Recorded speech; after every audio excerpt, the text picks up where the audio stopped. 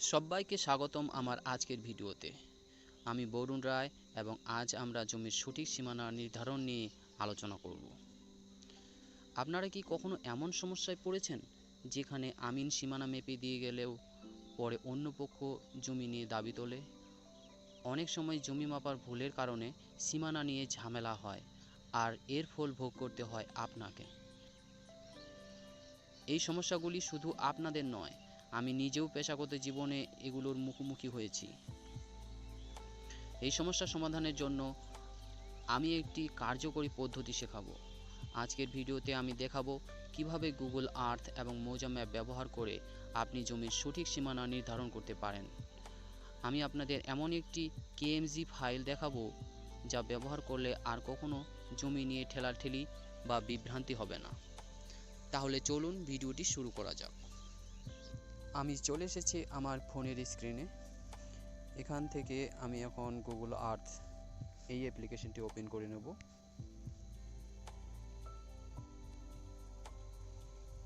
ম্যাপটি আমার লোড হয়ে গেছে। জুম আউট করলে আপনারা দেখতে পাচ্ছেন ম্যাপটির উপরে একটি মৌজা ম্যাপ প্লট করা আছে। এই মৌজা ম্যাপটি হলো আমাদের এখানকার কুড়িবাড়ি মৌজার মৌজা ম্যাপ। এখানে জিপিএসটি অন করে আমি আমার লোকেশনটিকে ট্র্যাক করে নেব।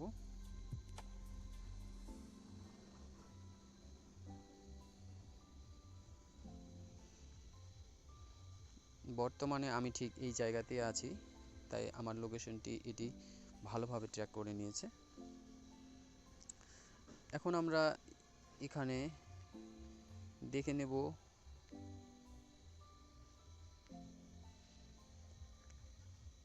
আমি এখানে কম্পাসটিকে ঠিক করে নেব।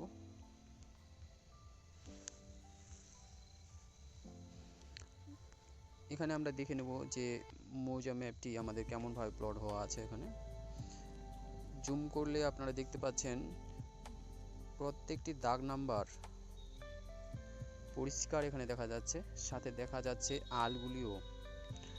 আর অনেক সময় আলগুলি যদি আপনাদের দেখতে বা চিনতে একটু অসুবিধা হয় তাহলে আপনারা এর সমাধানটি এখানে পেতে পারেন। আমি এখানে লেয়ারে ক্লিক করব। লেয়ারে ক্লিক করে নিচে স্ক্রল করলে হিস্টোরিক্যাল ইমেজারি অপশনটিতে আমি ক্লিক করে দেব। এখানে ক্লিক করলে আমরা যে একটা অপশন পাই এটি হলো হিস্টোরিক্যাল ইমেজ। আমরা যদি এখানে ব্যাক অ্যারোতে ক্লিক করি তাহলে এর আগের বছর যে আমাদের ম্যাপটি আপডেট হয়েছিল তখনকার যে চিত্রটি ছিল সেটি এখানে আমরা দেখতে পাবো। আমি ব্যাক অ্যারোতে ক্লিক করব।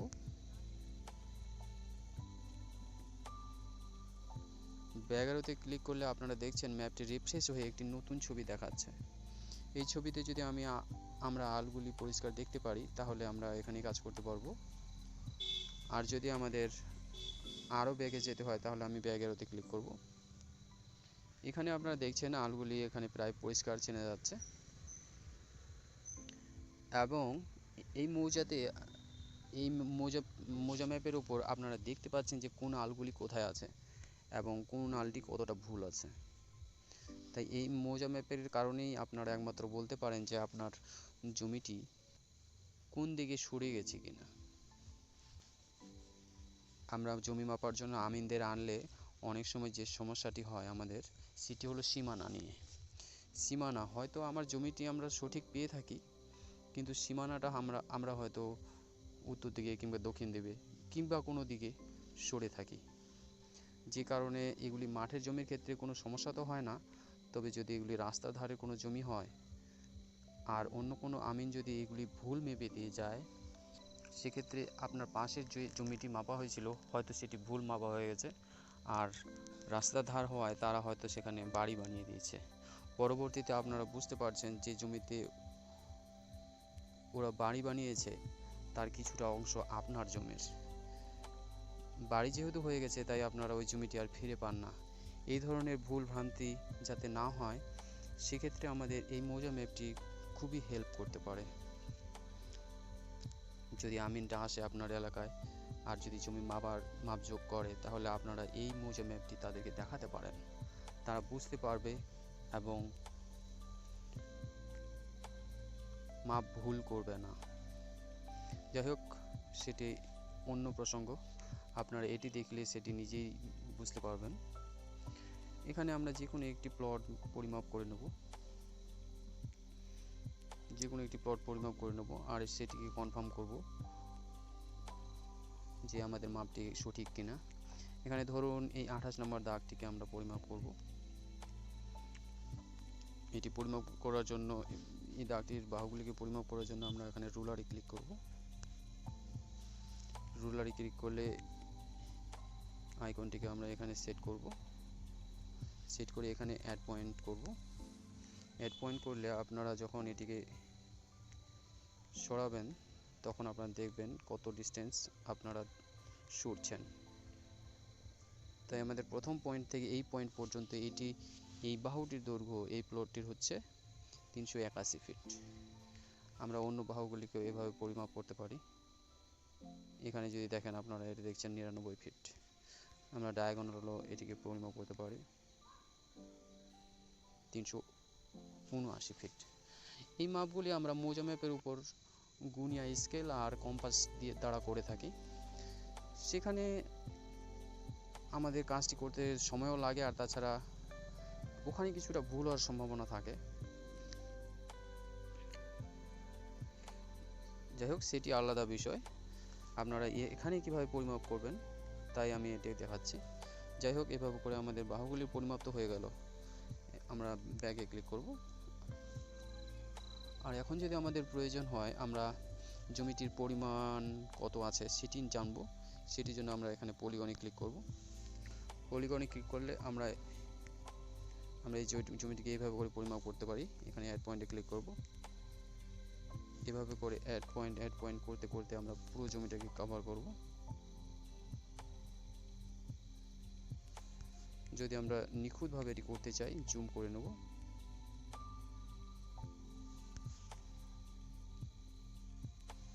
এভাবে করে আমরা এই জমিটিকে কভার করে নেব।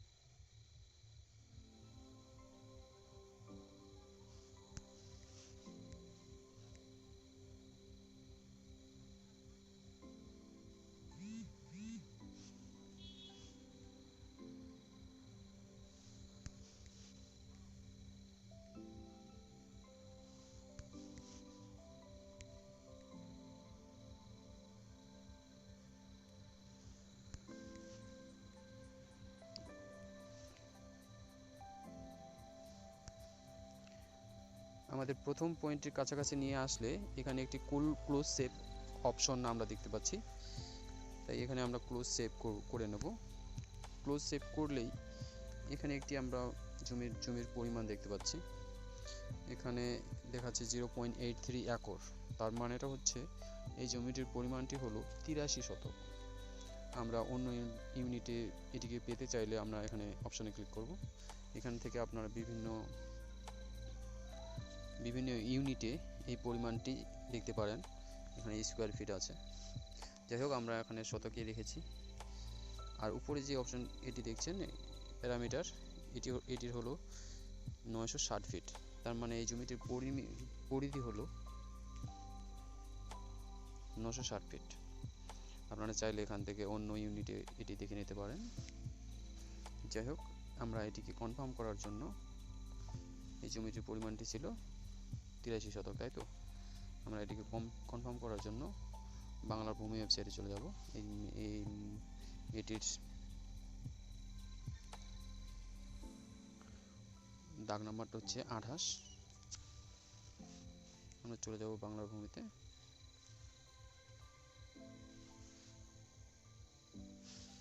এখান থেকে প্রথম অপশন, এখানেও প্রথম অপশন,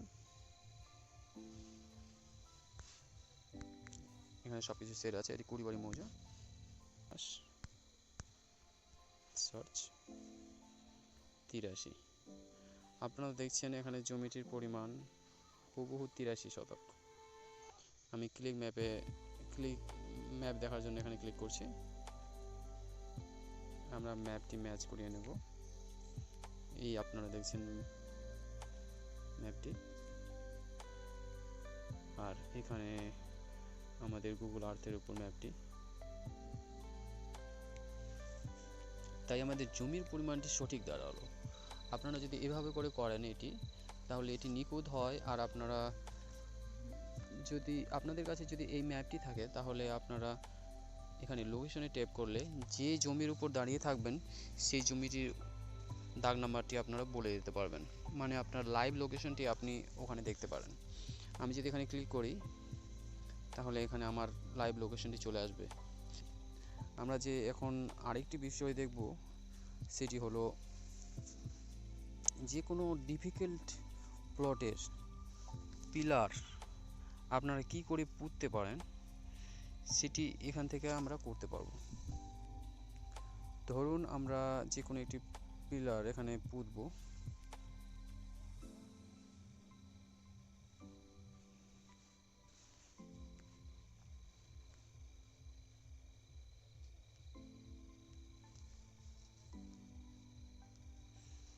পিলার পোঁতার ক্ষেত্রে আপনারা এখানে জমির আলগুলির রেফারেন্স নিয়ে এটি করতে পারেন। ধরুন আমি একটি এখানে উদাহরণ নিয়ে নিচ্ছি।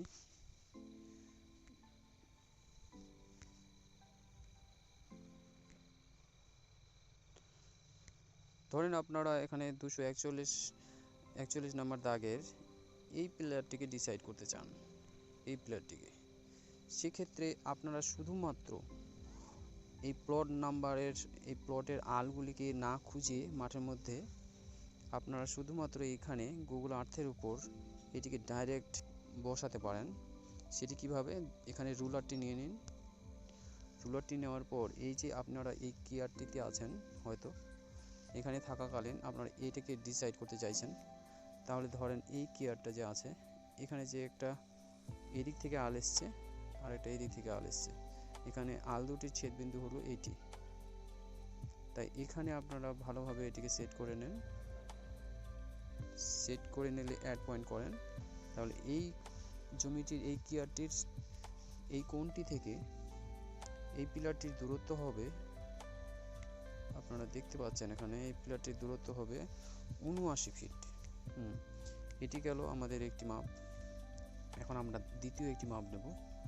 এটির জন্য এটিকে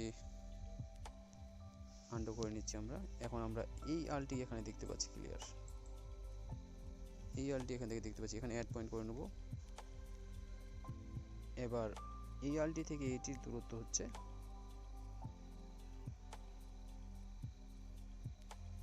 130 ফিট। তাহলে এখন দাঁড়ালো এখান থেকে এটির দূরত্ব, এই পিলারটির দূরত্ব 130 ফিট, আর এখান থেকে আমাদের এই পিলারটির দূরত্ব ছিল 69 না 79। আমরা আরেকবার দেখে নিচ্ছি।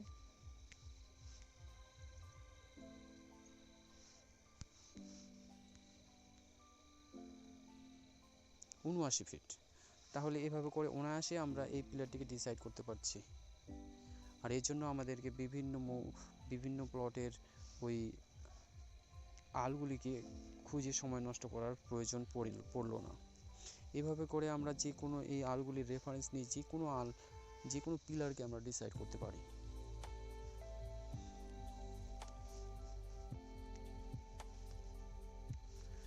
আপনারা যারা আমিন আছেন, তাদের জন্য এই ম্যাপটি খুবই কার্যকর হতে পারে। আর যারা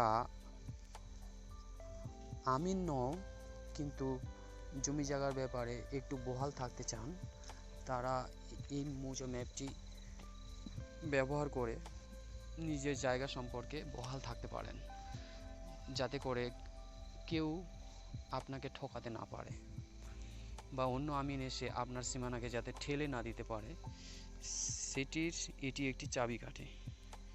নমস্কার, আশা করি আপনাদের ভিডিওটি ভালো লেগেছে।